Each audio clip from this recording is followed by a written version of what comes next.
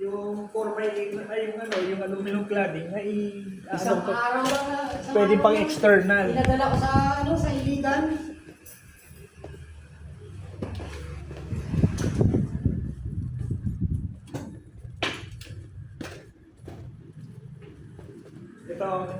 Ito yung controller ko yan na ginagawa ko.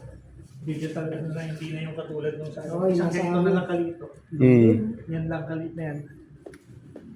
Kaya na lahat patakbuhin. Yung kanina, ang laki yan. Oo, kaya na lang. Digital na kaya. Hindi na marami pa. Kaya papalitin pa dyan.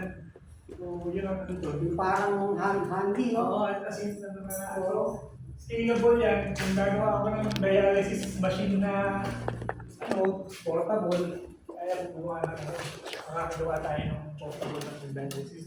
Parang Walkman, dala-dala na